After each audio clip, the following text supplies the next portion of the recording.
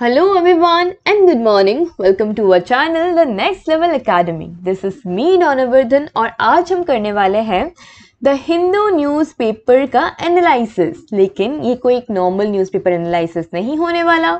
यहाँ पे आपको मिलने वाले हैं MCQs, जहाँ पे आप भी मेरे साथ पार्टिसिपेट करने वाले हो। कैसे?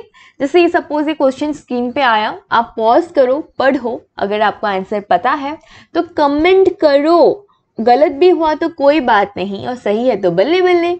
उसके बाद प्ले करके आप इसका एक्सप्लेनेशन सुन लो, क्लैरिटी कर लो और एकदम क्लियर हो जाओ और अपना करंट अफेयर एकदम मजबूत कर लो। ऑलराइट, सो आज का डेट है 23 जुलाई 2024 ट्यूसडे। हम आज का current affair newspaper analysis the Hindu का करने वाले हैं। तो मेजर आज का जो हेडलाइंस है क्या क्या है, इकोनॉमी कितने % से ग्रोथ हो रही है, वेस्ट बंगाल राजभवन ने क्यों 2 न्यूली इलेक्टेड MLAs को तृणमूल कांग्रेस के उनको फाइन लगाया, हम वो देखने वाले हैं। Alright, so let's start with our first MCQ question. Now the question is, consider the following statements about the Indian economy's growth projection for this year. तो 3 स्टेटमेंट दिया हुआ है। The economy is expected to grow by 6.5% to 7%.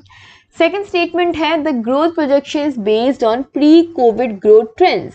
And the third statement is the survey highlights the need to address inequality and unemployment.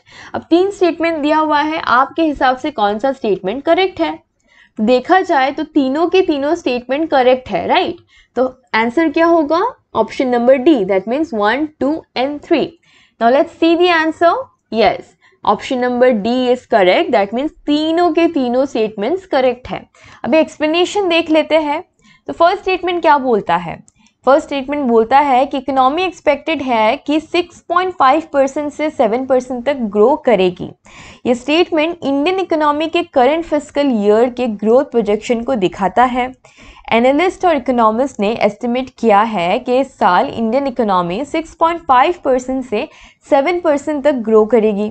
ये projection various economic indicators जैसे कि GDP growth, industrial production और consumer spending को देखकर बनाई गई है. Growth projection growth projections pre covid growth trends पे बेस्ड है. सेकेंड स्टेटमेंट क्या बोलती है? Growth projection pre covid growth trends पे बेस्ड है. ये स्टेटमेंट बताता है कि जो करंट ग्रोथ प्रोजेक्शंस है वो largely pre covid growth trends पे बेस्ड है. मतलब जो ग्रोथ रेट कोविड-19 पेंडेमिक से पहले ऑब्जर्व हुई थी उसी के बेसिस पे अब की ग्रोथ प्रोजेक्शंस को एसेस किया गया है.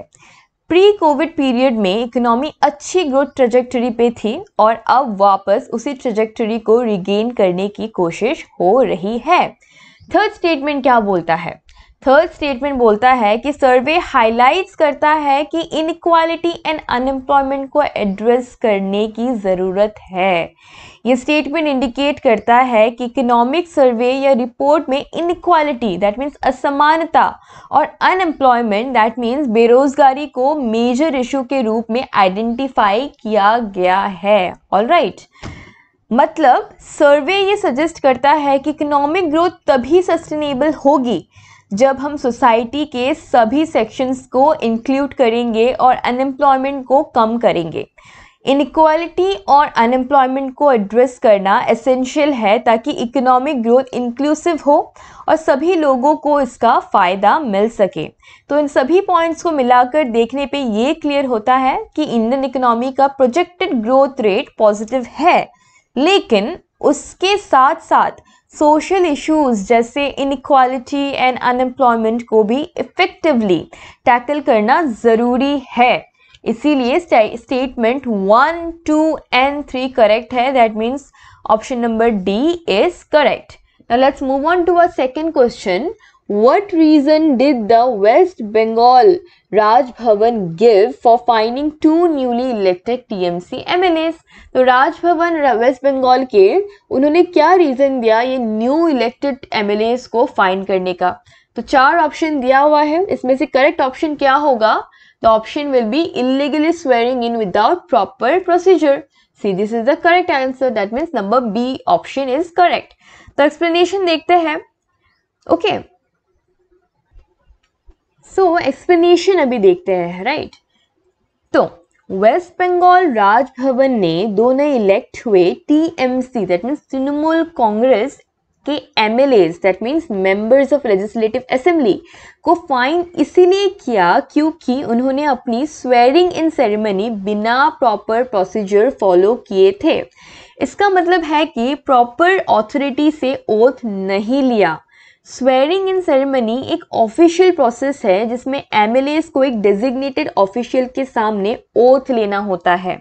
ये ऑफिशियल यूजुअली गवर्नर या उनका कोई रिप्रेजेंटेटिव होता है। ओके, इन एमएलएस ने ये प्रोसीजर फॉलो नहीं किया और अपनी मर्जी से ओथ लिया, तो ये तो होना ही था। लीगल गाइडलाइंस का भी वायलेशन हुआ। इंडियन कॉन्स्टिट्यूशन और स्टेट लॉज के मुताबिक इलेक्टेड रिप्रेजेंटेटिव्स को स्वेरिंग इन एक स्पेसिफिक प्रोसीजर के तहत करना होता है। ये प्रोसीजर इसलिए इम्पॉर्टेंट है ताकि लेजिटिमेसी और लीगलिटी मेंटेन हो सके। बिना इस प्रोसीजर के ओथ लेना इलीगल माना जाता है। अकाउंटेबिलिटी और डिसिप्लिन भी नहीं थी। राजभवन ने इस एक्शन के थ्रू ये मैसेज दिया कि लीगल प्रोसीजर्स और रूल्स फॉलो करना ज़रूरी है। स्वेरिंग इन सेरेमनी एक फॉर्मल प्रोसेस है और उसके थ्रू एमएलएज अपनी ड्यूटीज़ ऑफिशियली स्टार्ट करते हैं। इसीलिए बिना प्रॉपर अथॉरिटी के सामने ओथ लेना एक सीरियस वायलेशन है।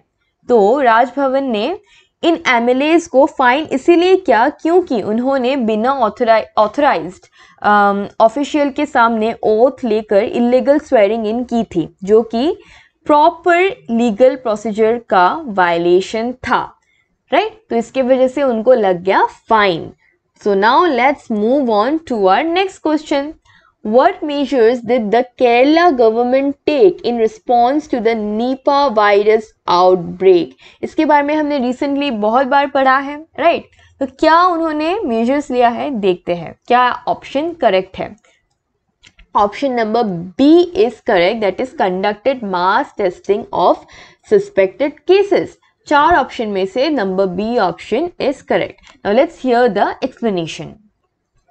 सो केरला सरकार ने नीपा वायरस आउटब्रेक के रिस्पॉन्स में कई इंपॉर्टेंट मेजर्स लिए। इनमें से सबसे प्रोमिनेंट मेजर्स था सस्पेक्टेड केसेस का मास टेस्टिंग करना। ये स्टेप वायरस के स्प्रेड को कंट्रोल करने के लिए और टाइमली डायग्नोसिस और ट्रीटमेंट को इंश्योर करने के लिए एसेंशियल था, ठीक है। तो रैपिड आइडेंटिफिकेशन और कंटेनमेंट भी किया गया। निफा वायरस एक हाईली कंटेजियस और डेंजरस वायरस है जो ह्यूमंस में सीवियर रेस्पिरेटरी इलनेस और एनकेफेलाइटिस दैट मीन्स दिमाग की सूजन कॉज कर सकता है। इसीलिए केरला सरकार ने जल्दी से सस्पेक्टेड केसेस को आइडेंटिफाई करने के लिए मास टेस्टिंग शुरू की ताकि इन्फेक्टेड लोगों को डिटेक्ट करके उन्हें आइसोलेट किया जा सके। ओके, आइसोलेट करेंगे तो स्प्रेड नहीं होगा। सेकेंड, वाइड स्प्रेड टेस्टिंग भी की गई। मास टेस्टिंग का मतलब है लार्ज स्केल पे लोगों को टेस्ट करना, स्पेशली उन्हें जो सिम्टम्स है, ओके, या जिन्होंने इन्फेक्टेड लोगों के साथ कांटेक्ट किया है।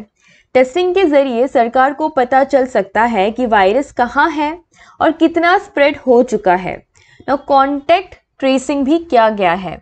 सस्पेक्टेड केसेस की टेस्टिंग के साथ साथ कॉन्टैक्ट ट्रेसिंग भी की गई है, मतलब इन्फेक्टेड लोगों के क्लोज कॉन्टैक्ट्स को ट्रेस करके उनका भी टेस्ट किया गया है। इस स्टेप से इन्फेक्शन के चेन को ब्रेक करना और फर्दर ट्रांसमिशन को रोकना पॉसिबल हो सकता है। ऑलराइट, हेल्थ केयर सिस्टम की प्रिपेयर्डनेस को भी किया गया, प्रिपेयर्ड भी किया गया। ओके, मतलब मास टेस्टिंग से हेल्थ केयर सिस्टम को एक्यूरेट डाटा मिला कि कितने लोग इन्फेक्टेड हैं और कहाँ इन्फेक्शन स्प्रेड हुआ है। इससे हेल्थ केयर फैसिलिटीज़ को एडिक्वेटली प्रिपेयर करना और रिसोर्सेज को इफेक्टिवली एलोकेट करना आसान हो गया। हॉस्पिटल्स और आइसोलेशन वार्ड्स को तैयार रखा गया ताकि सीवियर केसेस को प्रॉपर ट्रीटमेंट मिल सके। पब्लिक अवेयरनेस और एजुकेशन भी बहुत इंपॉर्टेंट है। टेस्टिंग के साथ साथ केरला सरकार ने पब्लिक को एडुकेट करने के लिए अवेयरनेस कैंपेन्स भी चलाए। लोगों को सिम्टम्स, प्रिवेंटिव मेजर्स और टेस्टिंग फैसिलिटीज़ के बारे में इन्फॉर्म किया गया ताकि वो टाइमली टेस्टिंग करवा सके और प्रिवेंटिव मेजर्स फॉलो कर सके। सो मास टेस्टिंग का ये कम्प्रिहेंसिव अप्रोच निफा वायरस आउटब्रेक के स्प्रेड को रोकने के लिए क्रूशियल था।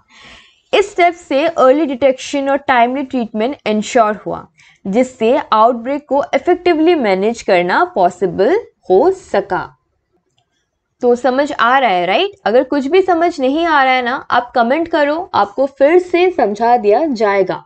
Now let's move on to our fourth question. According to the survey, what is one of the major concerns despite the projected economic growth? All right, क्या है major concern economic growth के बावजूद? The answer will be rising inflation, increasing fiscal deficit, widening inequality और declining foreign investments. First question पे अगर आपने ध्यान दिया है ना, तो ये आंसर आप जरूर दे पाओगे। तो क्या होगा answer? The answer will be number C, widening inequality. हमने क्वेश्चन नंबर 1 पे भी इसको ध्यान पे रखा था, isn't it? तो एक्सप्लेनेशन सुनो। सर्वे के मुताबिक प्रोजेक्टेड इकोनॉमिक ग्रोथ के बावजूद एक मेजर कंसर्न है वाइडनिंग इनइक्वालिटी। ओके, बढ़ती हुई असमानता। ये मतलब है कि जबकि इकोनॉमी ग्रो कर रही है, सोसाइटी में इनकम और वेल्थ डिस्ट्रीब्यूशन का गैप बढ़ रहा है। तो इकोनॉमिक ग्रोथ और इनइक्वालिटी का गैप हम क्या कर सकते हैं इसके बारे में? इकोनॉमिक ग्रोथ का मतलब होता है कि ओवरऑल कंट्री की जीडीपी और इकोनॉमिक एक्टिविटीज बढ़ रही है, लेकिन ये ज़रूरी नहीं है कि ये ग्रोथ सभी लोगों तक इक्वली पहुंच रही हो। कई लोगों को इसका फ़ायदा मिल रहा है, नो डाउट, लेकिन दूसरी तरफ कई सेक्शंस अब भी पोवर्टी और फाइनेंशियल स्ट्रगल्स फेस कर रहे हैं, मतलब गरीबी और पैसों की तंगी वो फेस कर रहे हैं। ये डिस्पेरिटी ही वाइडनिंग इनइक्वालिटी को दिखाता है। ओके, रिच और पुअर के बीच का बढ़ता गैप, एक बहुत बड़ा गैप हो रहा है। जो अमीर है अमीर होते जा रहा है, जो गरीब है गरीब होते जा रहा है। दैट मीन्स जब इकोनॉमी ग्रो करती है तो रिच लोग और भी ज़्यादा रिच हो जाते हैं, क्योंकि उनके पास रिसोर्सेस और अपॉर्चुनिटीज़ ज़्यादा होती है। लेकिन पुअर लोग, गरीब लोग उतनी ज़्यादा ग्रो नहीं कर पाते। इससे रिच और पुअर के बीच का गैप और बढ़ जाता है।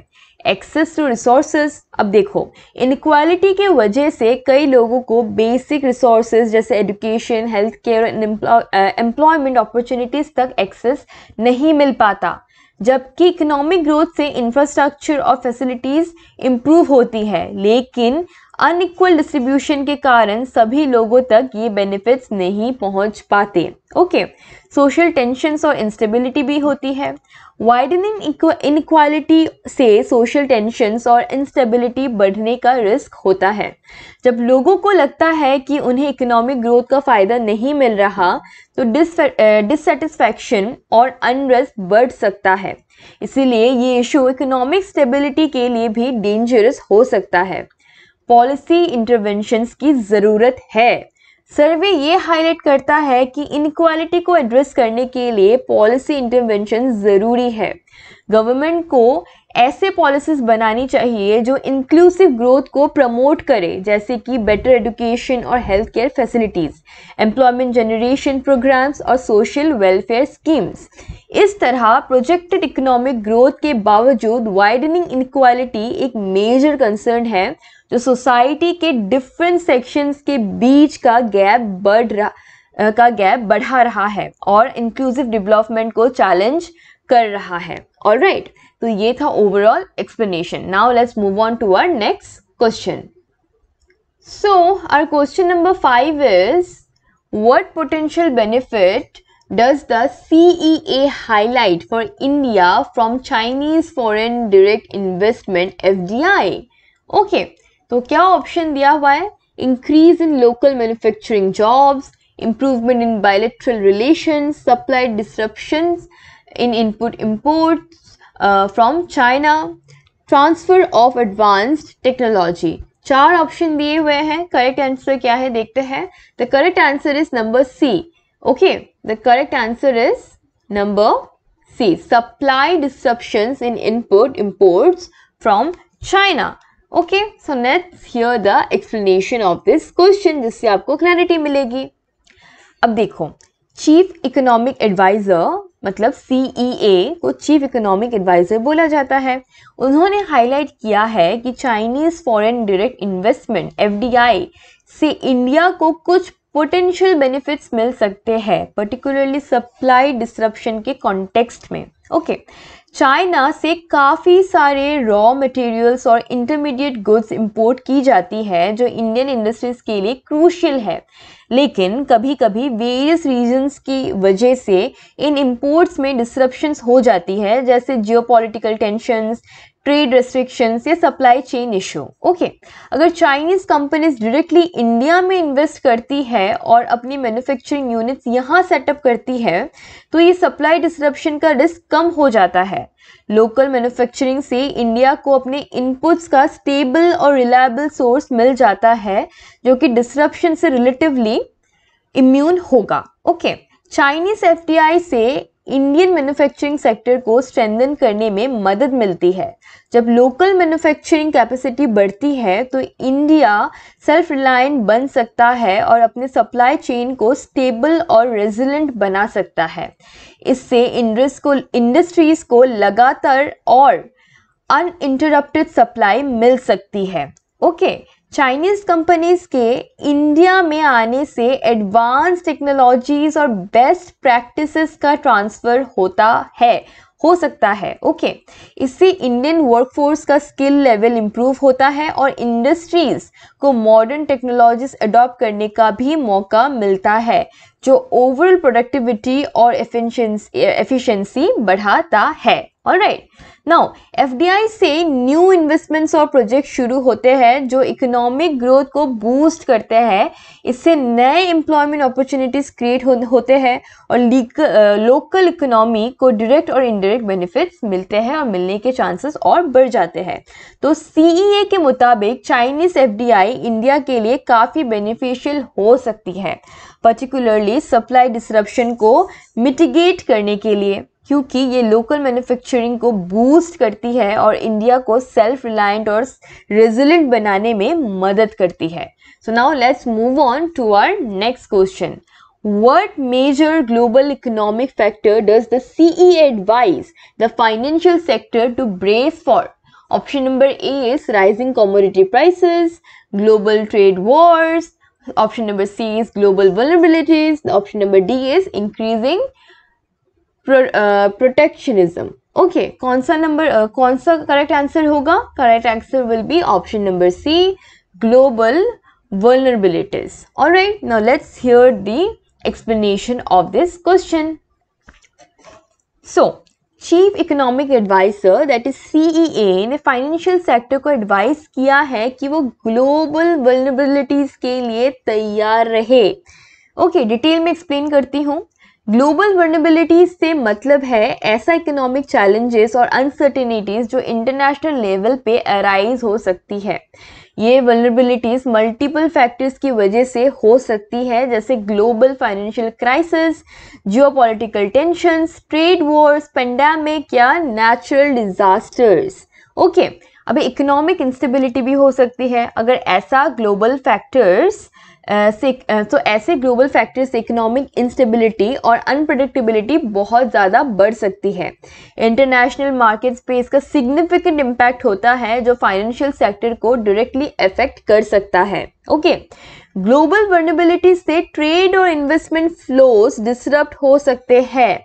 अगर मेजर इकोनॉमीज में इश्यूज अराइज होते हैं तो इसका रिपल इफेक्ट बाकी कंट्रीज इंक्लूडिंग इंडिया पे भी पड़ता है। फाइनेंशियल सेक्टर को ऐसे डिसरप्शंस के लिए प्रिपेयर्ड रहना चाहिए। ग्लोबल वल्नरेबिलिटी से करेंसी मार्केट भी वॉलेटाइल हो सकता है। एक्सचेंज रेट्स में फ्लक्चुएशंस फाइनेंशियल ट्रांजैक्शंस और इंटरनेशनल ट्रेड को अफेक्ट कर सकते हैं। फाइनेंशियल इंस्टीट्यूशंस को ऐसे रिस्क मैनेज करने की स्ट्रेटजीज डेवलप करनी चाहिए। CEA सजेस्ट करता है कि फाइनेंशियल सेक्टर को ग्लोबल वल्नरेबिलिटीज को मॉनिटर करते हुए प्रोएक्टिव पॉलिसीज रिस्पॉन्सेस डेवलप करनी चाहिए। रिस्क असेसमेंट और कंटीजेंसी प्लानिंग से सेक्टर की रेजिलेंस बढ़ सकती है। ओके तो CEA का फाइनेंशियल सेक्टर को ये एडवाइस है कि वो ग्लोबल वर्नेबिलिटीज के पोटेंशियल इम्पैक्ट के लिए तैयार रहे ताकि इकोनॉमिक शॉक्स और अनसर्टेनिटीज का इफेक्टिवली सामना किया जा सके। ओके CEA मतलब chief economic adviser. Now let's move on to our 7th number question, that is what recommendations does the CEA make regarding food prices and inflation? Option number A है keep food prices low to control inflation, increase food prices to stabilize the market, remove food prices from the inflation target. Option number D is subsidize food prices to help consumer. So which will be the correct answer? The correct answer will be option number C, remove food prices from the inflation target. So let's hear the explanation now. Chief economic adviser CEA ने recommend किया है कि food prices को inflation target से remove कर दिया जाए। Okay इस रिकमेंडेशन को डिटेल में समझते हैं। आइए, इन्फ्लेमेशन टारगेटिंग एक मॉनेटरी पॉलिसी स्ट्रैटेजी है जिसमें सेंट्रल बैंक जैसे reserve bank of India inflammation को एक स्पेसिफिक टारगेट रेंज में रखने की कोशिश करता है। ये target usually overall consumer price index that is CPI inflation को कवर करता है, जिसमें फूड प्राइसेस भी शामिल होते हैं। फूड प्राइसेस काफ़ी वॉलेटाइल होते हैं और weather conditions, seasonal changes, supply chain disruptions और जियोपॉलिटिकल फैक्टर्स जैसे मल्टीपल रीजन से रैपिडली चेंज हो सकते हैं। ये वॉलेटिलिटी ओवरऑल इन्फ्लेशन रेट को सिग्निफिकेंटली अफेक्ट करती है। ओके जब फूड प्राइसेस इन्फ्लेशन कैलकुलेशन में इंक्लूड होते हैं तो ये ओवरऑल इन्फ्लेशन पिक्चर को डिस्टॉर्ट कर सकते हैं। फूड प्राइसेस के रैपिड चेंजेस की वजह से कभी कभी इन्फ्लेशन आर्टिफिशियली हाई या लो लग सकता है, जो रियल इकोनॉमिक कंडीशंस को एक्यूरेटली रिफ्लेक्ट नहीं करता। अगर फूड प्राइसेस को इन्फ्लेशन टारगेट से रिमूव कर दिया जाए तो सेंट्रल बैंक और पॉलिसी मेकर्स को कोर इन्फ्लेशन पे फोकस करने का मौका मिलेगा, जो नॉन वॉलेटाइल कंपोनेंट्स पे बेस्ड होता है। कोर इन्फ्लेशन मोर स्टेबल होती है और लॉन्ग टर्म इकोनॉमिक ट्रेंड्स को बेटर रिफ्लेक्ट करती है। इससे पॉलिसी डिसीजन ज़्यादा एक्यूरेट हो सकती है। फूड प्राइसेस को इन्फ्लेशन टारगेट से एक्सक्लूड करने से सेंट्रल बैंक को इन्फ्लेशन कंट्रोल करने के लिए मोर इफेक्टिव टूल्स और स्ट्रेटजीज डिप्लॉय करने का स्कोप मिलता है। इससे रिसोर्सेज बेटर एलोकेट हो सकते हैं और इन्फ्लेशन कंट्रोल के एफर्ट्स ज़्यादा फोकस्ड और इफेक्टिव हो सकते हैं। तो CEA का रिकमेंडेशन ये है कि फूड प्राइसेस को इन्फ्लेशन टारगेट से रिमूव कर दिया जाए ताकि इन्फ्लेशन मेजरमेंट और पॉलिसी डिसीजन ज़्यादा एक्यूरेट और इफेक्टिव हो सके। ओके समझ आ गया? Now let's move on to our next question. What aspect of AI does the CEA caution businesses against forgetting? Okay, so what aspect of AI does the CEA caution businesses against forgetting? Now यहाँ पे 4 options है, कौन से answer सही होगा? मतलब CEA that is chief economic adviser ने क्या कॉशन बताया बिजनेस के अगेंस्ट में जो फॉरगेटिंग को लेकर। ठीक है, क्या है ऑप्शंस देखो। A है ethical implications of AI, B है the financial cost of AI implementation, C है employment responsibility and D है data privacy concern. So what will be the right option? Option number C, employment responsibility. Option number C will be the right option. Alright, so let's hear the explanation of our question number 8. So our chief economic advisor that is CEA ने businesses को AI artificial intelligence के context में एक important aspect के बारे में caution किया है। ओके मतलब warn किया है, जो है employment responsibility। ओके डिटेल्स में समझते हैं। AI और ऑटोमेशन के एडवांसमेंट से बिजनेसेस अपने ऑपरेशंस को ज़्यादा एफिशिएंट और कॉस्ट इफेक्टिव बना सकते हैं, लेकिन इस प्रोसेस में कई मैनुअल जॉब्स और ट्रेडिशनल रोल्स रिडंडेंट हो सकते हैं, जिससे एम्प्लॉयमेंट लॉस का रिस्क होता है, मतलब उनका जॉब जा सकता है। CEA ने एम्फेसाइज किया है कि बिजनेसेस को AI इम्प्लीमेंट करते वक्त अपनी एम्प्लॉयमेंट रिस्पॉन्सिबिलिटी को नहीं भूलना चाहिए। मतलब AI के बेनिफिट्स को अचीव करते वक्त उन्हें अपने एम्प्लॉयज़ के जॉब सिक्योरिटी और वेलफेयर को भी ध्यान में रखना चाहिए। AI और ऑटोमेशन की वजह से एग्जिस्टिंग वर्कफोर्स को स्किल गैप फेस करना पड़ सकता है, इसीलिए बिजनेसेस को अपने एम्प्लॉयज़ को न्यू टेक्नोलॉजीज और स्किल्स में ट्रेन करने का एफर्ट करना चाहिए। रीस्किलिंग और अपस्किलिंग प्रोग्राम से एम्प्लॉयज़ को AI ड्रिवन एनवायरनमेंट में अडॉप्ट करने का मौका मिलेगा। AI के अडॉप्शन से इंक्लूसिव ग्रोथ को प्रमोट करना भी ज़रूरी है। बिजनेसेस को ऐसे पॉलिसीज और प्रैक्टिसेस अडॉप्ट करने चाहिए जो सभी स्टेक होल्डर्स को फ़ायदा पहुंचाए।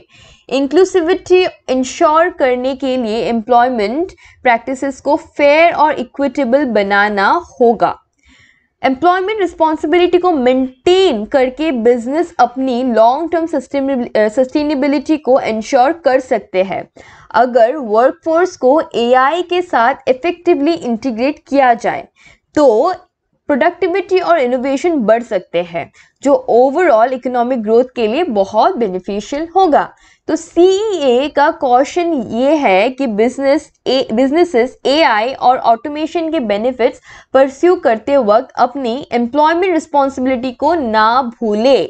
उन्हें अपने एम्प्लॉयज़ का जॉब सिक्योरिटी, स्किल डेवलपमेंट और इंक्लूसिव ग्रोथ पर भी फोकस करना चाहिए। सेल्फिश नहीं होना चाहिए कि AI डाल दो और लोगों को निकाल दो, ऐसा नहीं करना चाहिए। CEA ने ये बताया है। Now let's move on to our 9th number MCQ, that is, what recent initiative benefited 18 shipyards in India as mentioned in the article? Option क्या है आपका? Government grants for modernization, option number A. Option number B is subsidies for new shipbuilding projects. Number D, financial aid for operational cost. And number D is shipbuilding aid scheme. So what will be the right answer? The right answer will be number D. Now let's see. Yes, option number D is correct. That is shipbuilding aid scheme. Now let's hear the explanation. तो recent initiatives जो 18 shipyards in India को benefit किए हैं उनमें shipbuilding aid scheme शामिल है। अब details में इसको समझते हैं। शिप बिल्डिंग एड स्कीम एक गवर्नमेंट इनिशिएटिव है जो शिप यार्ड्स को फाइनेंशियल और टेक्निकल सपोर्ट प्रोवाइड करता है। इसका मेन गोल है कि शिप बिल्डिंग इंडस्ट्री को बूस्ट किया जाए और शिप यार्ड्स को मॉडर्नाइज किया जाए। इस स्कीम के थ्रू शिप यार्ड्स को फाइनेंशियल असिस्टेंस मिलती है जो उनके ऑपरेशनल कॉस्ट और इंफ्रास्ट्रक्चर इम्प्रूवमेंट्स को कवर करने में हेल्प करती है। ये फंडिंग शिपयार्ड्स को कम्पिटिटिव बनाने और उनकी प्रोडक्टिविटी बढ़ाने में मदद करती है। शिप बिल्डिंग एड स्कीम के तहत शिपयार्ड्स को टेक्निकल सपोर्ट्स भी मिलता है। इसमें एडवांस टेक्नोलॉजीज और बेस्ट प्रैक्टिसेस का इम्प्लीमेंटेशन शामिल होता है जो शिप बिल्डिंग प्रोसेस को इम्प्रूव करते हैं और क्वालिटी स्टैंडर्ड्स को एनहेंस करते हैं।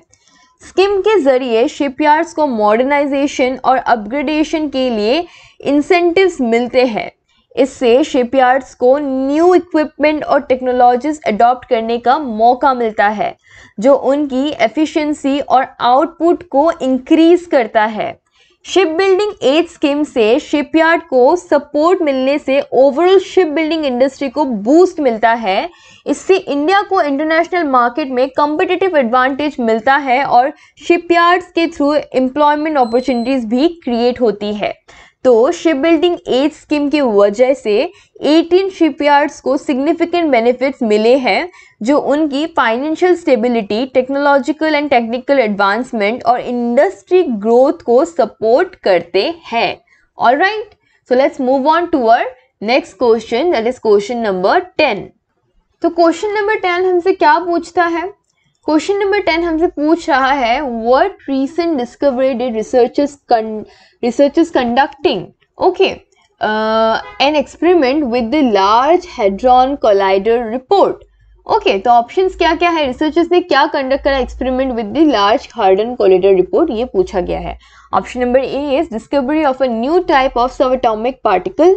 Option number B, observation of electron neutrinos in a particle collider. Option number D, detection of dark matter particles, and option number D is confirmation of the Higgs boson particles. अब इसके बारे में ज़्यादा नहीं पता ना, कोई बात नहीं, अगर आप अच्छे से थोड़ा साइंस एंड टेक पढ़ोगे तो हिग्स बोसॉन पार्टिकल क्या है, इलेक्ट्रॉन न्यूट्रिनोस क्या है, आपको समझ आने लग जाएगा। ना ऑप्शन नंबर कौन सा करेक्ट है, ऑप्शन नंबर बी मेरे हिसाब से तो करेक्ट है। Now let's see the answer. Yes, option number B is correct, that is observation of electron neutrinos in a particle collider. Alright, so now let's hear the explanation in details, जिससे आपको clarity मिल जाएगी कि है क्या ये चीज electron neutrinos. So let's start.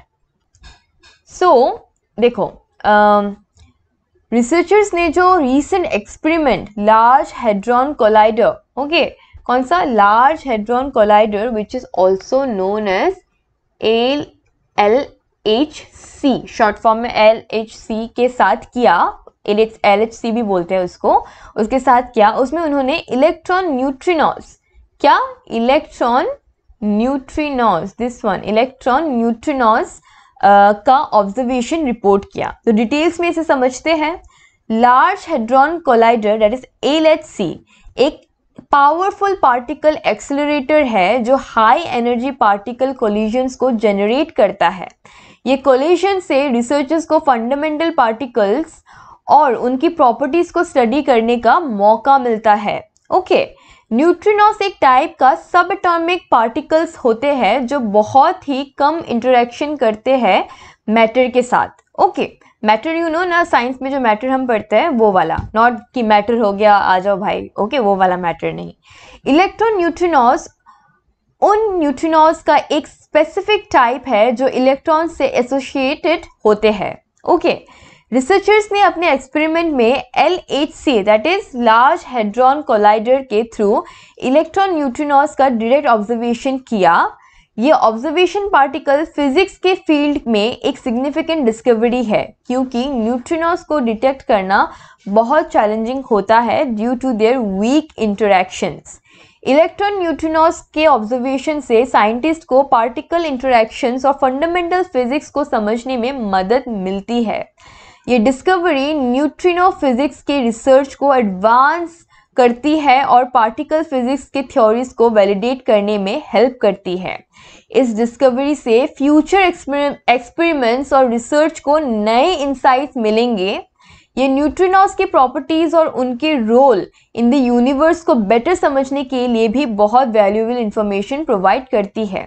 तो large hadron collider that means LHC की रीसेंट एक्सपेरिमेंट में इलेक्ट्रॉन न्यूट्रिनोस का ऑब्जर्वेशन एक इम्पॉर्टेंट डिस्कवरी है जो फंडामेंटल पार्टिकल फिजिक्स और न्यूट्रो रिसर्च में नए पर्सपेक्टिव इंट्रोड्यूस करता है।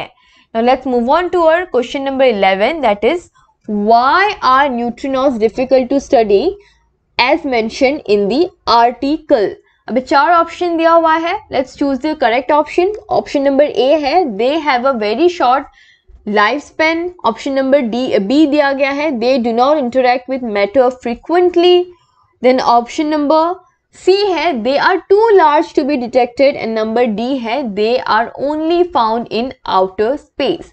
अभी मैंने आपको लास्ट क्वेश्चन में समझाया था, तो ये अगर आपने गलत दिया तो इसका मतलब है आप अटेंशन नहीं दे रहे हो बिल्कुल भी। ये आंसर तो आना चाहिए।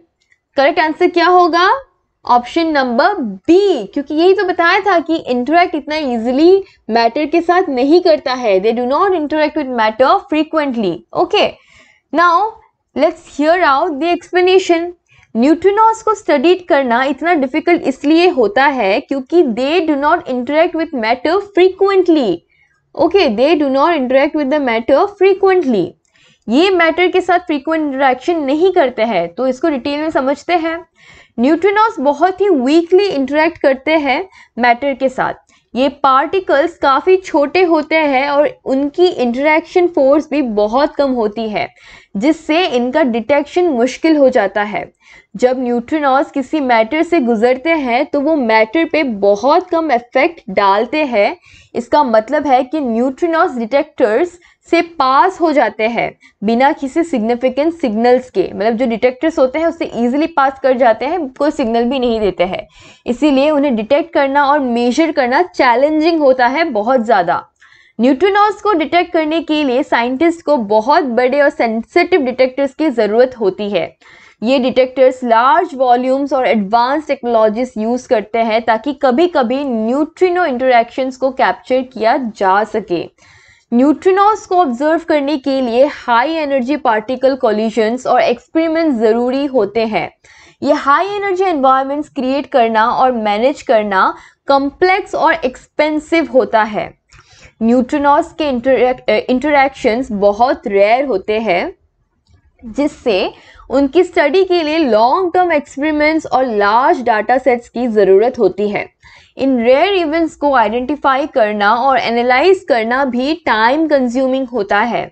तो न्यूट्रिनोस को स्टडी करना मुश्किल होता है क्योंकि ये मैटर के साथ फ्रीक्वेंट इंटरैक्शन नहीं करते हैं और उनका डिटेक्शन बहुत ही चैलेंजिंग हो जाता है। Alright, so I hope you understand. So let's move on to our next question number 12। अगर आपको कुछ समझ नहीं आता है कमेंट करो, I will explain you again in the comment section, of course. Okay, so let's move on to our 12th number question, that is, what is the purpose of genetically modifying pigs as discussed in the article? Okay, article जो है the Hindu में, उसमें बोला गया है genetically pigs को क्यों modify किया जा रहा है, रीजन क्या है। ऑप्शन है उनका लाइफ स्पेन बढ़ाने के लिए, ऑप्शन बी है ऑर्गन्स को ग्रो करने के लिए, ह्यूमन को ट्रांसप्लांट करने के लिए, अगर किसी इंसान को ज़रूरत पड़े हार्ट की तो पिग की हार्ट यूज़ किया जाए। ऐसे रिसेंट केसेस है राइट, जहाँ पे पिग हार्ट को यूज़ किया गया है ह्यूमन के अंदर। ऑप्शन सी है to make them resistant to diseases, and option number D है to enhance their growth rate. तो कौन सा ऑप्शन करेक्ट होगा? ऑप्शन नंबर बी मेरे हिसाब से ना, सी देखो, option number B is correct, to grow organs for human transplant. Okay, now let's hear the explanation nicely, जिससे आपको समझ आ जाए कि कैसे क्या हो सकता है। ओके, देखो, आर्टिकल के अकॉर्डिंग पिग्स को जेनेटिकली मॉडिफाई करने का मेन पर्पस है ह्यूमन ट्रांसप्लांट के लिए ऑर्गन ग्रो करना। मतलब द हिंदू के आर्टिकल के हिसाब से पिग को मॉडिफाई किया जा रहा है जेनेटिकली क्योंकि उसका मेन एम है ह्यूमन ट्रांसप्लांट, मतलब ह्यूमन के अंदर अगर ज़रूरत पड़ी हार्ट की, किडनी की, तो उसका यूज़ किया जा सके, इसलिए उनका ऑर्गन को ग्रो करने के लिए उसको मॉडिफाई किया जा रहा है। ओके, ह्यूमन ऑर्गन्स की शॉर्टेज एक मेजर प्रॉब्लम है। हर साल बहुत सारे लोग ऑर्गन ट्रांसप्लांट्स की ज़रूरत में होते हैं, लेकिन अवेलेबल ऑर्गन्स की कमी होती है। इस शॉर्टेज को एड्रेस करने के लिए रिसर्चर्स न्यू मेथड्स एक्सप्लोर कर रहे हैं। पिग्स को जेनेटिकली मॉडिफाई करके उनमें स्पेसिफिक जेनेटिक चेंजेस किए जाते हैं जो उनके ऑर्गन्स को हम ह्यूमन बॉडीज़ के लिए कंपैटिबल बनाते हैं। ये मॉडिफिकेशंस पिग ऑर्गन्स को ह्यूमन ट्रांसप्लांट रिक्वायरमेंट्स के लिए सूटेबल बनाने में मदद करते हैं। ओके, जेनेटिकली मॉडिफाइड पिग्स के ऑर्गन्स ह्यूमन लाइक कैरेक्टरिस्टिक्स और फंक्शनलिटी डेवलप करते हैं। इससे पोटेंशियल ट्रांसप्लांट ऑर्गन्स मिल सकते हैं जो ह्यूमन पेशेंट्स के लिए फंक्शनल और सेफ होंगे। ये टेक्नोलॉजी अभी रिसर्च और डेवलपमेंट के स्टेज में है। पिग्स के ऑर्गन्स को टेस्ट किया जा रहा है ताकि ये देखा जा सके कि क्या ये ह्यूमन बॉडीज़ में इफेक्टिवली फंक्शन कर सकते हैं और किस एक्सटेंट तक सेफ और रिलायबल है। अगर ये टेक्नोलॉजी सक्सेसफुल होती है ना, तो ये ऑर्गन ट्रांसप्लांट फील्ड में एक रेवोल्यूशनरी चेंज ला सकता है। मतलब सोचो, एक पिग का ऑर्गन ह्यूमन के बॉडी में लगने वाला है और वो ह्यूमन जिंदा रहने वाला है, तो एक रिवोल्यूशनरी चेंज तो होगा ही ये। इससे ऑर्गन शॉर्टेज का प्रॉब्लम भी सॉल्व हो सकता है और ज़्यादा पेशेंट्स को टाइमली ट्रीटमेंट मिल सकता है। तो जेनेटिकली मॉडिफाइंग पिग्स का पर्पस ह्यूमन ट्रांसप्लांट्स के लिए वायबल और कंपैटिबल ऑर्गन्स ग्रो करना है। ओके, जो ऑर्गन शॉर्टेज को एड्रेस करने और ट्रांसप्लांट पेशेंट्स को हेल्प करने में मददगार हो सकता है। Alright, so now let's move on to our 13th number question, that is, what specific type of subatomic particles are neutrinos as mentioned in the article? तो यहाँ पे कुछ options दिए गए हैं, which will be the correct option? Let's see. Option number B, that is leptons. Now let's hear the explanation. All right. So article के according neutrinos leptons है. Okay, leptons. अब देख लो ऑप्शन नंबर बी। तो leptons का definition क्या है? Leptons एक type का सब एटॉमिक पार्टिकल्स है जो फंडामेंटल पार्टिकल्स के कैटेगरी में आते हैं। ये पार्टिकल्स मैटर के बेसिक बिल्डिंग ब्लॉक्स है और क्वार्क्स से अलग होते हैं। ओके, न्यूट्रिनोस का एक क्लासिफिकेशन भी सुन लो। न्यूट्रिनोस जो एक स्पेसिफिक टाइप के लेप्टॉन है, बहुत ही लाइट वेट और वीकली इंटरैक्टिंग पार्टिकल्स होते हैं। इनका मास बहुत कम होता है और ये मैटर के साथ रेयरली इंटरैक्ट करते हैं। कितने टाइप्स के लेप्टॉन्स होते हैं? लेप्टॉन्स, ओके, लिप्टॉन्स या लेप्टॉन्स जो भी बोलो, डजेंट मैटर, स्पेलिंग बस गलत मत करना। लेप्टॉन्स को डिफरेंट टाइप्स में क्लासिफाई किया जाता है, जैसे इलेक्ट्रॉन्स, म्यून्स और toss. Okay,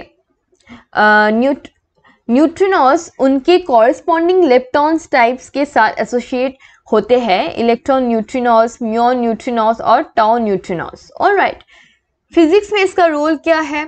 leptons including neutrinos particle physics के फंडामेंटल एस्पेक्ट्स को समझने में इम्पॉर्टेंट होते हैं। इनके इंटरैक्शंस और प्रॉपर्टीज का स्टडी पार्टिकल फिजिक्स थ्योरीज और मॉडल्स को वैलिडेट करने में हेल्प करता है। न्यूट्रिनोस का एक्सट्रीमली लो मास और वीक इंटरैक्शन प्रॉपर्टीज इन्हें स्टडी करने में चैलेंजिंग बनाती हैं, लेकिन ये पार्टिकल्स यूनिवर्स का फंडामेंटल प्रोसेस को समझने के लिए क्रूशियल होता है। तो न्यूट्रिनोस एक स्पेसिफिक टाइप के सब एटॉमिक पार्टिकल है जिससे लेप्टॉन कैटेगरी में रखा जाता है। ओके, लेप्टॉन्स मैटर के बेसिक कंपोनेंट्स है और न्यूट्रिनोस उनके सबसेट होते हैं। Now let's move on to our second last question, that is question number 14.